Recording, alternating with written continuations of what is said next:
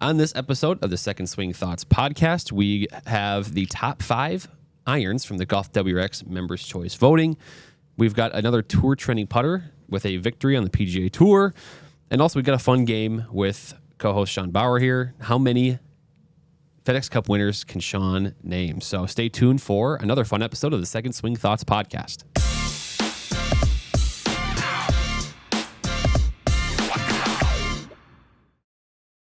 Hey golfers, and welcome into another episode of the Second Swing Thoughts podcast. I'm here with co-host Sean Bauer here in our studio for another fun episode. We've got, as we mentioned, we've got the top 5 irons from GolfWRX Members Choice voting to go over. And we've got some more fun games at the end as well, but there is some golf to discuss as well here, Sean. We had some eventful golf in the past weekend here with the Women's Open, and then of course the BMW Championship as well. Yeah, so 2 really good tournaments. Kind of both came down to the back 9. A pretty crazy comeback in the Women's Open, and fun winner on the men's side, especially with Ryder Cup, President's Cup in the air there. So it was a pretty fun weekend, and yeah, let's start it off and take a look at each of the bags. We're going to start off with Lydia Ko's what's in the bag. She's playing the Ping G430 10K driver, max 10K. I'll endorse that one. Yeah, you play that one. I do. And she goes G430, I think, through 3-wood, through her hybrids, and then goes into an I230 with a Blueprint S combo there. I like the I230s because I play those. There we go. Vokey wedges, and then she ends up with a center-shafted Scotty Cameron kind of tour prototype. So just kind of curious your thoughts on, center-shafted putters in general. Yeah, I mean, if you ask some of our fitters here at Second Swing, I know Larry Bobka's not the biggest fan, but I think what they do is more of an alignment thing for players. And some people just like the visual of that the shaft going into the putter head, sort of right behind the golf ball. It can help with alignment. It can also help visually just squaring the club face during your putter stroke. It's not something I have enjoyed using. I've tried them before, but they're out there for a reason, and Lydia Ko is winning tournaments with them. So the design clearly is successful for some players. Yeah, the putter before the one I have right now that I've had for a long time, I actually played an old center shafted Odyssey, and it was like you said, it was alignment. It helped, but for me, the touch and feel of it just felt too off, so I had to go to something a little more traditional. But I also know that Lab, they've kind of, with their DF3s, there's a lot of center shafted. So it's definitely becoming, a thing among certain golfers. It kind of fits their eye. And like most golf clubs, everything, a lot of it has to do with how does it look at address. And so much of that is. And I know we get into Keegan's bag a little bit. There's a lot of that too involved with, we can talk about his putter, but that's right. Me and him align quite a bit is on the putter. So yeah, let's go into Keegan's bag. He had a really fun bag in my eyes. I like it when players have the ability to kind of have those mixed bags. He had so many different manufacturers in there, and as someone who plays a pretty mixed bag, that always appeals to me. But starting off, he's also Ping off the top, the G430 LST. Then he goes with a TaylorMade QI10 for his. He plays it more as like a forward. I think it's a 3 high launch. Oh, it is. Okay. Yeah, like a 16 and a half. He plays at 16 and a half. Yep. You're seeing, I think the QI10, that's been a lot of those top players' bags. It's been a really, really good fairway wood for TaylorMade. Then he actually throws in the Apex UW as well. I know you've seen that in like Xander's bag. Yep. I didn't even know what that club was a couple years ago. I had a buddy who bought one from Second Swing, and he was like, "Hey, do you guys got any more of those?" He's like, "I really liked that thing," but he was like, "But I just need to know like if it's the right club for me." And the more I looked into it, I was like, wow, that's actually really interesting. That hybrid fairway wood. Yeah, it's really, it plays a lot like a fairway wood, but it doesn't look like one. As I kind of the way I've described it, because it's basically a longer shafted hybrid, but the club head is like just barely bigger than a typical hybrid. So it is. You have seen it a lot in tour players' bags, and I mean, I don't know what his loft is exactly, but I know it probably makes a lot of sense. Probably 19 or 20 or 21 or something like that, where it's kind of like almost a 6-wood for him in a way. Yeah, and then he goes into his Strixon combo sets. He goes with the ZX5s, 345, and then bottom irons, short irons there, the ZX7 Mark IIs, which We'll have more on those in a bit because Yeah. they are a very successful and popular iron.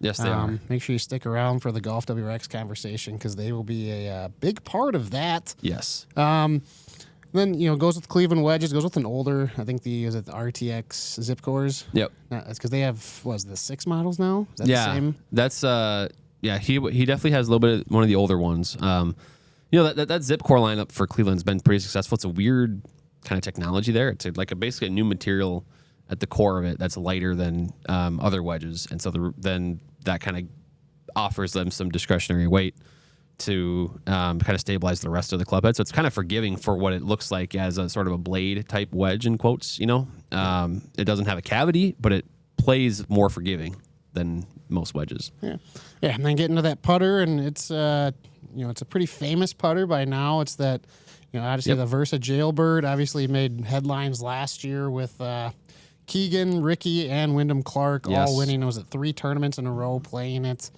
Obviously, it was kind of a model that got popular again because it had been made a while ago, and then got very popular again last year. But it's kind of been we call it a tour trending putter because you're seeing a lot more players play it. Yes. But not just that specific model. You're seeing players and companies start to make some of these bigger mallet, longer counterbalance shafts there. Just that trend, I don't think that one's going away. No, I think we've done a lot of video or podcast interviews on it with I know Larry thinks it's here to stay. I think it's just something that it's worth a try. If you might be you don't have to be struggling with your putter. It might just be something if you feel like there's a little bit more out there for you. It's worth a try because I have the AI1 Jailbird, the new one for this year. It plays very similar to what Keegan has, and it looks very similar. But I like visually with this particular model that's got like these vertical stripes of I guess on mine's navy blue, but it's black, white, so kind of help you line up in that way. But the extra weight above your hands also helps you stabilize your putting stroke a little bit. It makes it a lot harder to have a bad putting stroke, I guess. And so that's what all these companies are doing. You see it all across the board. TaylorMade's got some of their Spider Tour models in a longer counterbalance shaft. You see in the Scotty Cameron Phantom 11 long model. They're all out there now for you to try. So there's really no reason, if you go to a golf shop, they're out there. And so I would recommend going to try one if you feel like, you're maybe leaving some shots out there with the putter. Yeah, I have a Scotty Cameron, a Newport 2 mid slant, I believe is the exact name. I just call it a Scotty Cameron. But so my static measurements on putting, I probably should be playing like a 33-inch putter. But I like to grip down on my putter, and I like to have that little, so that kind of resonates with me that this counterbalance is caught because you have a little bit of weight above your hands. To me, I just feel more stable through the stroke like that. I know some people say especially with those older putters, you want it to be down, so you're gripping the top of the club there. But for me, it always just felt more natural to have a little choke down on it a little bit. So. Right, and now with these, it's a heavier putter too. So because when you grip down on a quote unquote standard putter, it's going to feel a lot lighter, right? So, but this way you grip down on it, but the heavier build makes it feel, I guess, more, I don't know, normal. I don't know if that's the right word, but it feels more like a pass putter, a normal putter when you grip down on it, and some of that weight's still above your hands yet. So, yeah, it's fascinating. Clearly it worked. And then another name to throw in there too is Akshay Bhatia. He's playing, I believe it's more of the broomstick style, but it is a Jailbird as well. Yep. And he's had a very successful year as well. Whether it's the Jailbird, whether it's any of these other models, obviously Lab has their Mez Max, which is either available in that counterbalance or in the broomstick, but they're both working. Yeah, now for Keegan, that was a big win because he was on the bubble. He was number 50 of 50 going into the BMW, and now he'll be number 4 going into this week's Tour Championship. Final week of the regular season. Of course, now they've done it for, I forget the exact year they started, but they kind of do that staggered start. And more just curious, some general thoughts on what you think of this end of the season format, and is there anything you would like to see changed moving forward? I like the idea because in the past they had this whole show about during the final round tracking who was where in the standings, and it was hard to follow, and it was kind of confusing sometimes with you have a winner of the tournament and a winner of the FedEx Cup that might not have been the same person. And I like now that it's one winner. I do think they need to incorporate match play somehow. That would be my only request. Whether it's, I don't know if it means making the tournament 54-hole stroke play, and then Sunday is like the top 4 play a match play tournament. I don't know exactly what that would mean, but there's got to be some way to have it be match play at the end. That seems like, especially we had the match play tournament back, that was usually in March. Yeah. That was removed from the schedule. We need some match play back in our viewing schedule, and so this would be a great way to do it. Yeah, I agree. I mean, we get match play in the Ryder Cup and the President's Cup and like that. There's nowhere else in the schedule that it's there. And two, then it kind of feels like other sports in their playoffs where it's like, it's head-to-head. You kind of control your own fate. And then, you have one winner at the end, and it's pretty easy to determine. So, yeah, I like that idea, too. It's hard to, for a guy that's, I think JT's like 10 strokes back to start the tournament. That's just tough. Like, it's going to be hard to catch Scotty Scheffler when you give him a 10-stroke lead. Right, but also he shouldn't be able to, with the way Scotty's played this year, the way Xander's played this year. Like, they should be more or less exempt into... if say there's a match play bracket of it's the top 8, like I'm gonna be okay just letting them get in there or whatever the case might be. But like I'm it sounds weird because like Justin Thomas is going to be 10 shots back as soon as he tees off, which is weird, and I don't love that. But I think in this particular instance, when you're trying to reward season-long play, I mean, Scotty and Xander they should be like 15 and 14 under, and then everybody else following behind because they were very clearly the top 2 guys this year. Yeah, well. Either way, hopefully it's a good, exciting tournament. Hopefully it kind of gets real close coming on Sundays. We have a fun finish. But let's switch gears here. We got Brian Knudson joining us again. Mm-hmm. He's going to be talking about the top 5 irons, according to the GolfWRX Members Choice voting, Drew. Yeah, this was a fun one. You'll notice we talk about it too, a little bit of a skew in the audience of the GolfWRX members. Some players' irons made the list here, but nonetheless, I mean, it's 5 great iron models to go over here. So you might be surprised by number 1. We'll see. So stay tuned for that interview. All right. Can't wait to hear it.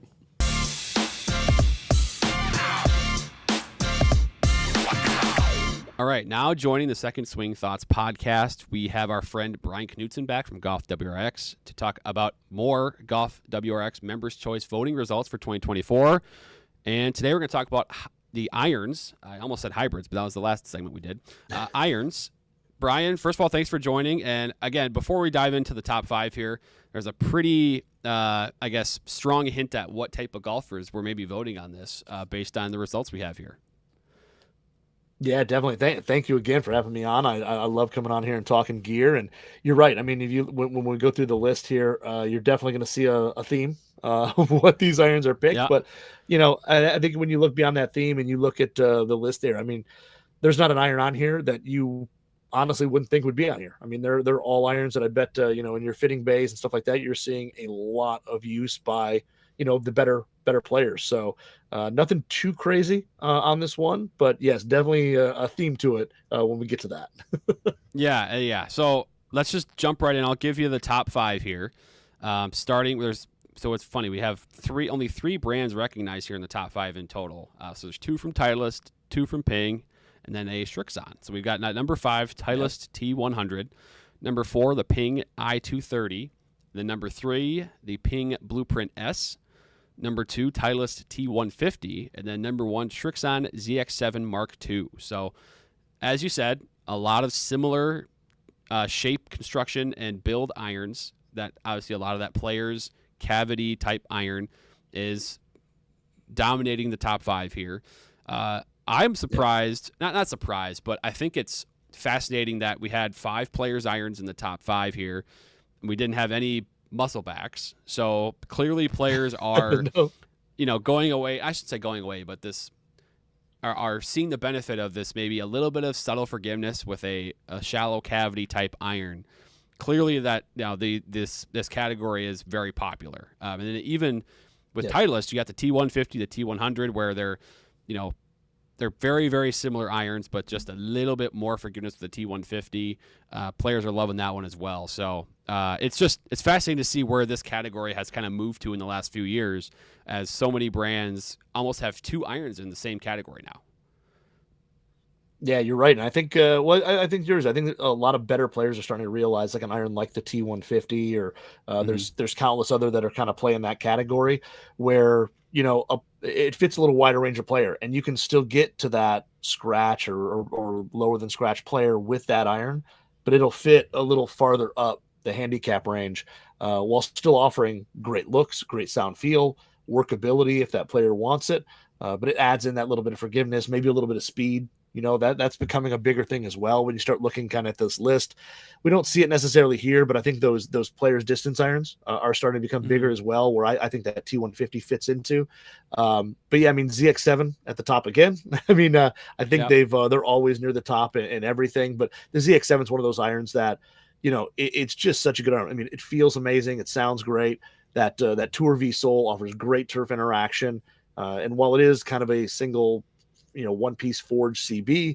It's got a little longer blade length, so it does still offer a little bit of forgiveness. They shove some tungsten to the toe of the longer irons. So overall, it's an iron that's kind of easy to launch for what it is. Offers some forgiveness, great turf interaction, great sound and feel. I'm really not shocked that didn't make it, or that is at number one, because it's just an iron that Strixon hasn't missed with in a long time. Every 7 series iron that they've made from the 745 on pretty much has been really highly regarded and really sought after. So really nice to see that one there. And then, yeah, the 150 was the irons that I played all last year. And again, I think, they give you, to me, I called them last year the perfect cheater club, because it allowed a guy like me who at the time was like right around that 9 handicap. I could hit them with no problem. They offered enough forgiveness, enough playability where I didn't get, even on a bad day, I still got away with some good shots there. They offered me a little bit of speed that I didn't get with, say, a T100 or something like that. And they looked like a T100. So it was great. I set it down. I felt like I was a little bit better of a player than I am, but I got away with shots and I got the performance out of it that I needed for my game. So yeah, really solid irons, all through this list. Yeah, I really like what Titleist did, kind of going, I would say going away from the T100S, but sort of modifying the T100S from prior Yep. T series and just kind of manufacturing a T150 here, which, again, the whole design, right, is to kind of be between T100 and T200, where in the past it was really just kind of a modified T100 iron. With a little bit stronger loft and that kind of muscle channel in the cavity there. Now it's truly kind of a tweener between the two, and like you're right, like players like yourself. I mean, it's a great iron for that type of golfer, and there are a lot of those golfers out there looking for that club. Right.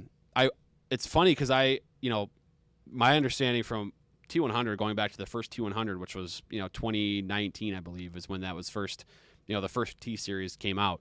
The T100 has been super popular just as an iron. Whether it's 19, 21, 23, whichever generation it is, has been super popular. So from that perspective, I'm surprised to see T100 not a little bit higher on this list. Granted, T150 is awesome, and that's probably the reason for it. Is Titleist just knocked the T150 out of the park, but it's just T100 has been so loved, and it's obviously the most played on tour. So in that regard, I'm a little surprised to see it down at number 5 when I would have maybe thought number 2 or 3.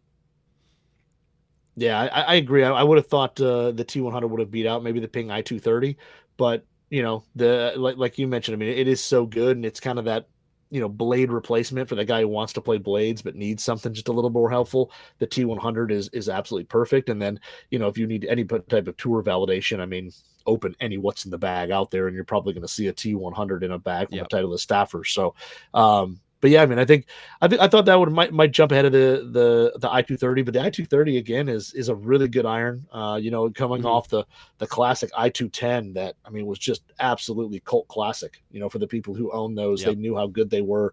I think the 230, is kind of filling those shoes a little bit, and it's a really solid iron that, again, it's built kind of like a player's distance, but it's not crazy long. It offers consistency there, but it has a ton of forgiveness. When you set it down, it looks good. It's not too big, not too much offset. And, it does, feel really good when you hit it solid. So the 230, I think for that, again, aspiring player who wants to get down to that, maybe really low single digit, that iron is going to be able to kind of get there and, start the journey if you're, just into the double digits. So, those two irons, again, I think I would have thought they would have been a flip flop, but the 230 is a really good iron. And then, You know, you look at the Blueprint S. I mean, that was, to me, probably the most beautiful, best looking iron that Ping's ever made. Yeah. Feels great, looks good, and honestly, it performs really well. I mean, like Ping, it's got some playability into it. Isn't crazy demanding, but for that player who is skilled enough, I mean, you're going to be able to work the ball and kind of precisely place shots all over the course. So, you know, those two there, you know, definitely great offerings from Ping that made the list. Yeah, I mean, it says something when an iron like Ping I210 is sort of the inline, you know, player's cavity iron for its category for what, 5 years? It was a long time. Yeah. Where it was kind of it was in the second swing of fitting bays, I'll put it that way, for a long time, as the kind of to be fit Ping iron there. And it was still very successful. I mean, every year there was new models from other brands, and I210 was still right up there. And so you knew if Ping was going to release something to sort of replace it, it was going to be really good. And so obviously I230 is. And then to your point about Blueprint, I mean, it was kind of, I think I personally was just curious as to when Ping was going to do something to really throw itself back in the mix of like that forged iron space, right? I mean, they tried with the original Blueprint, but it was like such a small blade. And so now the Blueprint S, Blueprint T, I think they're really, really good fit for where Ping can be a well-established sort of brand or you know, name in the sort of forged iron space, and clearly they've done a great job with it to get the respect from the members here. But yeah, this Blueprint series is really, really good, I think. Yeah, I agree, and it offers, I mean, where you would go and, you know, especially you guys there, if you saw a really good player come in who was, you know, scratched a 5 or something like that, you'd probably never see a Ping club in their bag, or very, very rarely, you know, would you see a Ping club in their bag. And now, you know, Ping has something from the tour player all the way through, you know, a beginner or whatever. So yeah, I think that, you know, really expanded their line, and they did a great job with it. You know, they didn't just kind of throw it out there. Way better than the original Answer Forged. I'll say that. The Ping Blueprint S is phenomenal compared to that. A definitely better feel to it than the original. Yeah, that's a great point. Yeah, I had forgotten about the Answer Forged. That's a good pull right there. I would have forgotten about that. Well, yeah, it wasn't quite the softest forging ever made, but it was a great looking iron. So, but the Blueprint S, I mean, they nailed it on all fronts. They got the feel, the sound, performance. I mean, everything about it. It does really, really well. So this is typically where we go with sort of we talk about what was quote unquote snubbed, but since we've got really one category here of iron in the top 5, I kind of wanted to go 2 different directions with this, and we'll start with an iron that you maybe think deserves to be in the top 5, or you're surprised was not in the top 5 in this sort of player's cavity category. Because surprisingly here, there's no Callaway, there's no Mizuno, especially those are the 2 that I'm really surprised to see not a little bit higher up here. So, you know, is there any models in this realm of iron, that shallow cavity players type, that you think should be in the top 5 here? In terms of the players cavity stuff, yeah, I think the Callaway CB. That one, to me, I hear a lot of people talk about it. A lot of people really like it. You know, to me, it's probably one of the, I know, shaping and look is very subjective to the player. To me, I think the Callaway Apex CB is probably one of the best looking blades from a dress, or not the best looking CBs from a dress. I really like it. I think it just shaping wise works really well. And then also it feels great. It's super soft. The turf interaction with that new kind of beveled sole that they have is really, really good for soft conditions. And, you know, it isn't crazy demanding as well. It does have some playability for a player who, you know, maybe is right on the line to play it or not. But I thought the CB definitely could have made it in here as kind of a player's cavity. I think it's a really, really solid option out there in the market. Yeah, that's definitely, I've done some testing on the CB, and it's definitely a lot, I guess, it feels and sounds a lot better, I think, than previous Apex irons that would have been in this category. Apex Pros, for example, you know, that would have fallen into this sort of realm. And then I also, again, on Mizuno, surprised that the Mizuno Pro 243 didn't make it in here, just based on reputation alone of how, you know, good Mizuno irons are and have been, especially in the forged category over the years. That's Mizuno's entire, you know, prestige, I guess, is just how good the forging is. And I still think the 243 is an awesome iron. A little bit more distance oriented maybe than past versions of it, but still fantastic iron. Have heard awesome things. So that was the surprise that I had from this particular category. But because we're moving, you know, we wanted to touch on some other categories here too. So game improvement irons now. We didn't see any of those in here, but I just wanted to get maybe a model or two that you thought, in 2024 has been awesome in the game improvement category. Yeah, I think you touched on it there with kind of shocking that a Mizuno iron isn't in here when you look at the type of irons that are there. But I think the Hot Metal series, whether it's a Hot Metal Pro or a Hot Metal, I think doing our fitters choice earlier in the year, I got to talk to a lot of fitters all over the country, and it was amazing how many people were really high on the Hot Metal series and how many people found success in their fittings with players getting into those irons, whether it's a Hot Metal Pro or a high launch or whatever. But I think, if you just take the JPX Hot Metal, I think that is probably one of my kind of shocking irons. I've now hit it. It is a really, really good line. I mean, whether it's one of the three, but the JPX Hot Metal series, really, really good. I think offers you, some Mizuno sound and feel. Well, yes, it's not a 241, but it's still going to offer you some good sound and feel. Performance, it's going to be long. It's forgiving. It's easy to launch the ball up in the air. And I think for a lot of golfers who want, they need the help, so they want that, but they also kind of want that good sound and feel that they don't normally get from that series. I think Mizuno kind of nailed it, and I was amazed at how many fitters were high on it, and I had to go hit it for myself, and they're really, really good. Yeah, I think one of the reasons for that, and I was going to kind of piggyback off that a little bit, because I was just going to mention in general the models or brands that have come out with an HL model, high launch or high loft model, in addition to the game improvement line, because that has been a huge win in the fitting bays, and it's been a big kind of almost sigh of relief, if you will, for our fitters. In that, in the past there's been great, the past few years, great performance, ball speed, forgiveness on these game improvement irons, but then the lofts are a little stronger to where some of these golfers just simply can't get those shots into the air enough. So either have to do some serious loft tweaking on the custom order, or other changes to make sure that ball still gets in the air enough. Maybe it's a change of the ball completely. Well, now the lofts are, there's this HL addition to the lineup for TaylorMade QI. We've got the Paradigm AI Smoke HL, the JPX 923 HL. G430's got the HL lightweight. So all those options have been awesome for, again, maybe the player that has been losing a little bit of swing speed or just is struggling to get the irons into the air, that our fitters have loved those. So again, maybe not totally speaking to the membership here that voted on this with that answer, but that's I wanted to make that comment because the HL irons have been awesome, and our fitters seem like they mentioned that to me every other day. They had somebody in a fitting who 3 years ago would have been a lot tougher to fit because they didn't have these options.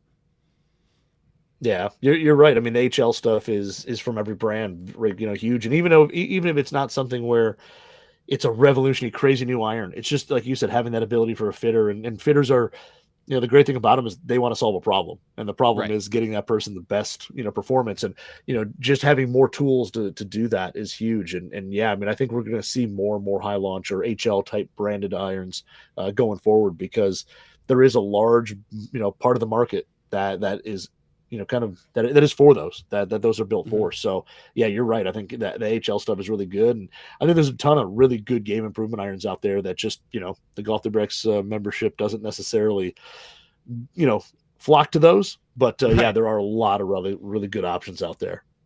Yeah, absolutely. Again, it's a fantastic time to be needing an iron set based on just what's all out there, especially if you're in this, this category, looking for a shallow players cavity category. The members at GolfWRX kind of give you a pretty good taste of some of the best ones out there. So, Brian, thank you for joining and spend some time with us to talk about the irons. Again, we're talking about, this is the top 5 list. I'll reiterate it one more time here.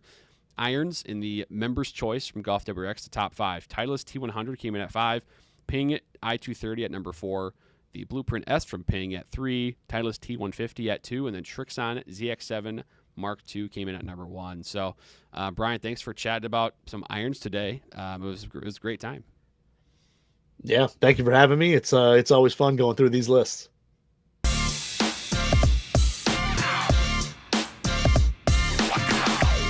All right, Sean, the top 5 there. A couple Ping, a couple Titleists, and then Srixon makes the number 1 spot. What do you think of that? Yeah, I mean, I think is that 2 years in a row that the ZX7s have been there? Yeah, the ZX7 Mark II lineup has been, it's been loved in fittings. It is fun to watch a brand like Srixon, where you probably think I don't know, 4 or 5 years ago, you know, you wouldn't really think of Strixon much in the iron category, but it does show that golfers will pay attention if you make a really good product, and they have. Yeah, absolutely, yeah. And then you had, a couple pings, couple Titleists, Not surprising. I know, I remember Kevin Kraft, he was a big fan of Blueprint S's when they first came out. Yep. I played the I-230s, just got fit into those and played a few rounds with them, and I'm really liking them. And I actually came down in between Ping and Titleist when I was doing my testing, so it's kind of interesting to see that they're, very well represented in that top 5. And obviously, like you guys mentioned, there's some surprises. Mizuno, which is kind of known for their players' irons. TaylorMade's, makes really good irons. Callaway, and the members, they did the voting. So I was surprised to see T150 above T100, but that's what the voting's for. That's why I'm not voting, and that's why they're voting. So, we got, aside from that, I know we've got obviously a bunch of stuff on the YouTube channel that we wanted to cover, and then we got some trivia too. So we have a fun wrap up here for the next 5 to 10 minutes. Yeah, I know next week on the podcast we'll have Brian again, and we'll be doing fairways and hybrids. We'll kind of be doing them together since they're kind of, very intertwined in the bag together. I know we had our live at lunch earlier this week where you guys tested the new Callaway irons. Yes. Monday you did another comparison with, was it GT and QI10? Mm-hmm. Yeah. Those were the GT2 dispersion on that. I'm not trying to be spoiler, but it was pretty good. So fun head-to-head test here with fitter Jake Montgomery. I'd go check that one out. Really good stuff there. Yeah, so make sure you subscribe to the channel, watch those videos. Great input as always. And also a special live at lunch is coming up here in September. We have some putter fitting clinics happening at our Minnetonka store. So if you're in the Twin Cities area, Tuesday at noon, come over to Minnetonka. Larry Bobka, Tyler Fitzel will be hosting those. And we'll also be live streaming those as well. So if you're not able to make it, make sure you tune in as you get to hear from, two pretty smart guys. Two guys that know what they're talking about. Yeah, exactly. So, all right. So with that said, we've got a trivia segment this week. And with it being the Tour Championship, the end of the PGA Tour season, it's going to be Sean's turn to answer. He's going to try to name every winner of the FedEx Cup. Now, there are players that have won multiple.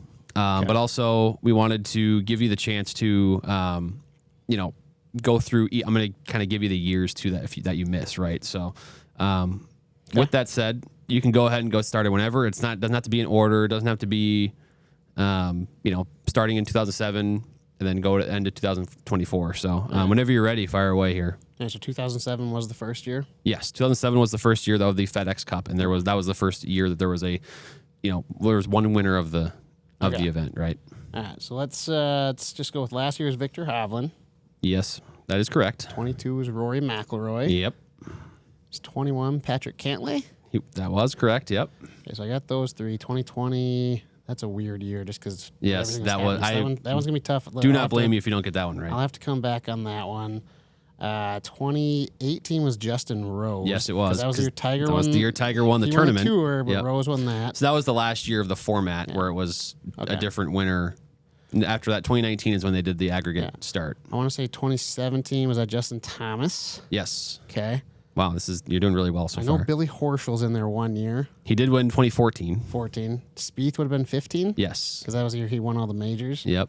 I know Rory, I think he has 3 total, so I'll go Rory 2 more maybe. He's got 16. Okay, so he was 19, 19 and 22. Okay. So I got 19. All right, so that's good. So I'm still missing 20. I know Tiger won a couple.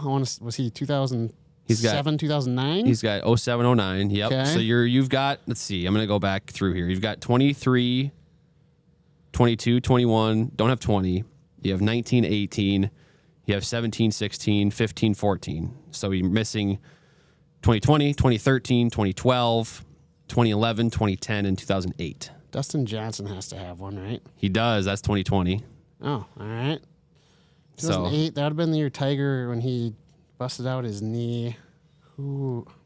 So I will say, you get into a couple of these names are not, I wouldn't call them superstars in the game. Okay. I feel like there's a Bill Haas in there somewhere. Bill Haas. What year? 2011. All right. That was the famous shot where he was in the water. He was in the water. Yeah. Yep. All right. So you remember that one. Okay. Okay. So now of these last ones. I don't know the others, so I'm going to need some hints. So we've got one of these is not a major champion. So it's 4 left. 2013, 2012, 2010, and 2008. 3 of the 4 are major champions. One of them is not. I'll also add that one of them is now on the Live Tour. Phil? Not Phil. But Phil is associated with this player. When this player won his major, he and Phil Bubba dueled Watson? it out. He and Phil dueled it out. They were so far ahead, those two, compared to the rest of the field at the major. I give up. So that one is Henrik Stenson. Okay. That was the, I think, 2016 Open when he and Yeah. Phil were dueling it out. Yeah. Do you have any guesses on the others? I would say the 2008 and 2010 are gettable in that they were both prolific winners in the 2000s.